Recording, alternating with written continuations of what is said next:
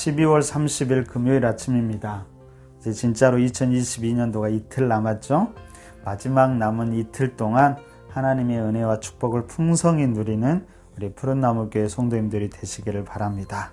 한 해 지내오면서 어려움도 많았겠고 하나님이 주신 감격도 많았지만 모든 것들을 감사하면서 2022년도를 마무리하시고요.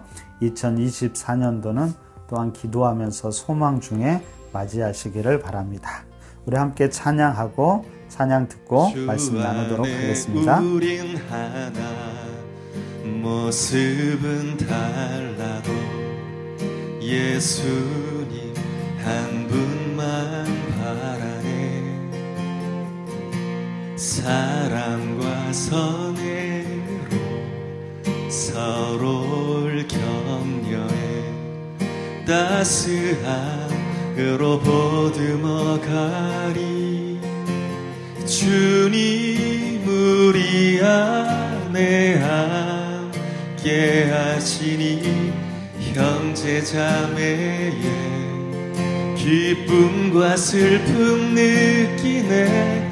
내 안에 있는 주님 모습 보네. 그분 기뻐하시네.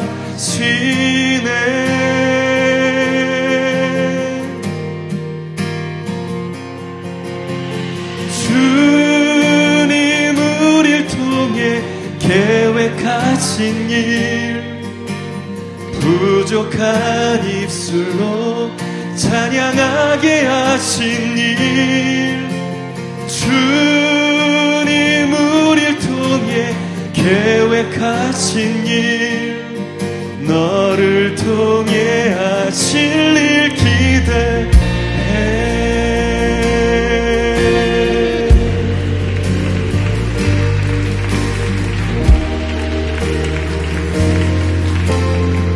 우리 다시 한번 고백합시다. 주 안에 우린 하나, 주 안에 우린 하나, 모습은 달라도 예수님 한 분만 바라네. 사랑과 선행으로 서로를 격려해 따스함으로 보듬어 가리. 주님 우리 안에 함께 하시니 형제자매의 기쁨과 슬픔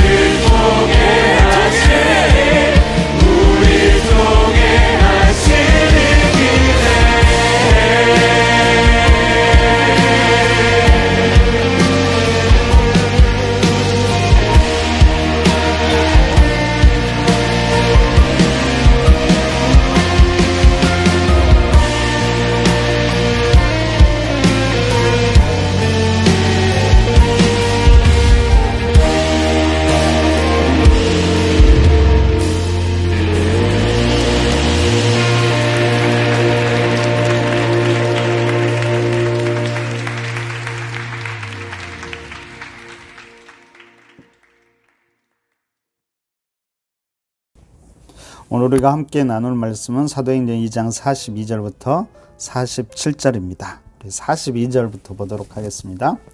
그들이 사도의 가르침을 받아 서로 교제하고 떡을 떼며 오로지 기도하기를 힘쓰니라. 사람마다 두려워하는데 사도들로 말미암아 기사와 표적이 많이 나타나니 믿는 사람이 다 함께 있어 모든 물건을 서로 통용하고 또 재산과 소유를 팔아 각 사람의 필요를 따라 나누어주며 날마다 마음을 같이하여 성전에 모이기를 힘쓰고 집에서 떡을 떼며 기쁨과 순전한 마음으로 음식을 먹고 하나님을 찬미하며 또 온 백성에게 칭송을 받으니 주께서 구원받는 사람을 날마다 더하게 하시니라. 자, 오순절 성령 강림의 모습을 많은 사람들이 보게 됩니다. 근데 그 중에서 회개하고 죄사함을 받으라는 베드로의 설교를 듣고 결단하여 세례를 받은 이가 약 3,000명 정도 되었죠. 이들이 공동체에 합류하면서 초대교회 공동체가 형성됩니다. 자, 오늘 본문은 이 공동체의 모습을 보여주는데요. 특별히 4가지 일에 집중해서 힘썼음을 오늘 성경은 말해주고 있습니다. 자, 42절을 보시겠어요? 42절입니다. 그들이 사도의 가르침을 받아 서로 교제하고 떡을 떼며 오로지 기도하기를 힘쓰니라. 사도의 가르침을 받는 것, 그리고 서로 교제하는 것, 함께 떡을 떼는 것, 그리고 오로지 기도에 힘쓰는 이 4가지였습니다. 이것이 초대교회 공동체의 모습이었고 어쩌면 지금 우리 교회 공동체의 모델이 됩니다. 자, 이 4가지의 삶의 모습, 믿음의 모습을 좀 더 살펴보도록 하겠습니다. 자, 먼저 그들은 사도의 가르침을 받았습니다. 여러분, 사도의 가르침은 과연 그 내용이 무엇이었을까요? 그것은 바로 예수 그리스도의 말씀과 삶의 본이었지요. 특별히 예수님의 십자가의 죽으심과 부활이었습니다. 다시 말하면 당시 공동체는 사도들의 가르침을 따라 예수님을 알기에 힘썼고요. 예수님을 닮고 따르기에 힘썼습니다. 무엇보다도 이 예수의 십자가의 죽으심과 부활을 증거하는 데 힘쓰는 공동체였습니다. 자, 2번째로 이들은 교제했다라고 이야기합니다. 근데 여러분, 여기서 교제한다라는 것은 늘 제가 제일 좋아하는 말이라겠죠. 함질함을 하는 것, 함께 즐거워하고 함께 울어주는 것을 말합니다. 그런데 이것은 단순히 그냥 함께 즐거워하고 함께 울어주는 것이 아니라 하나님의 마음으로 서로를 격려하고 사랑을 나누는 것이었습니다. 자, 이런 교제가 세상과의 교제와는 다른 교제지요. 가장 큰 차이는 무엇일까요? 여러분, 세상의 교제는 자기의 필요에 따라서 만나고 함께합니다. 그래서 상대방이 나에게 선을 베풀거나 이익이 될 때 나도 그에게 선을 베풀고 이익을 나누게 되는 것이죠. 철저히 주고받음이 기본 전제입니다. 하지만 믿음의 공동체의 교제는 그 중심이 예수 그리스도입니다. 우리가 상대방을 직접 대하는 것이 아니라 예수 그리스도를 통해서 그를 대하는 것이죠. 그래서 상대방을 대하는 모든 것들의 근본적인 기준과 중심은 예수 그리스도 때문입니다. 그래서 상대방이 정말 나를 원수처럼 대하더라도 내가 그를 품어줄 수 있는 것은 바로 예수 그리스도 때문이지요.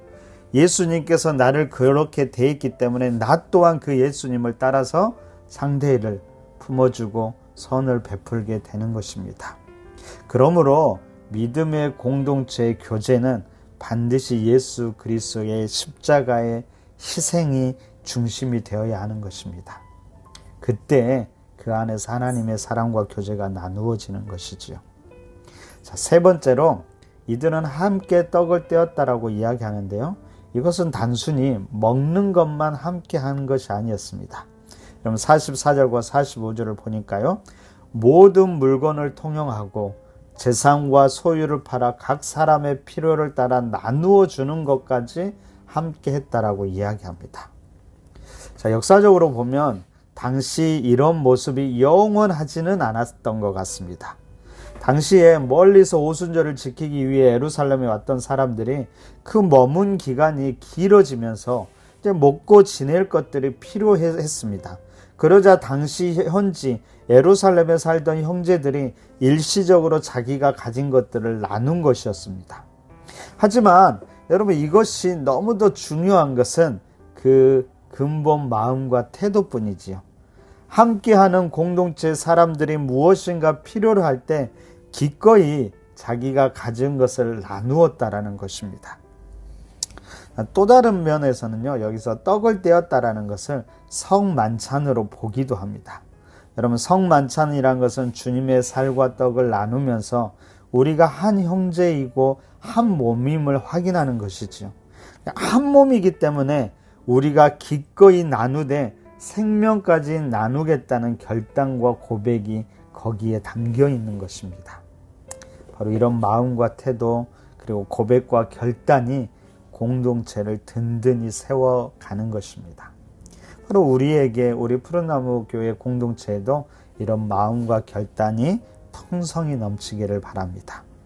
자, 네 번째로 이들은 오로지 기도에 힘썼다고 말합니다.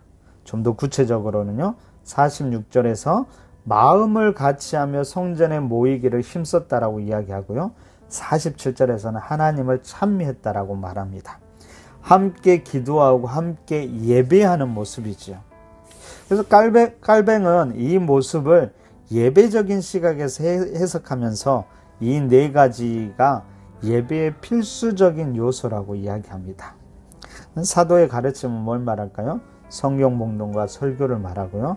떡을 떼는 것은 성만찬, 그리고 기도는 말로 하는 다양한 기도들과 시편 찬양까지 포함하고요. 그리고 교제한다는 것은 구체적으로 가난하거나 어려움에 처한 사람들을 도와주고 서로 함께하는 이들과 평화의 키스를 나누는 것까지 이야기합니다. 이 네 가지가 예배에서 반드시 있어야 한다는 것이죠.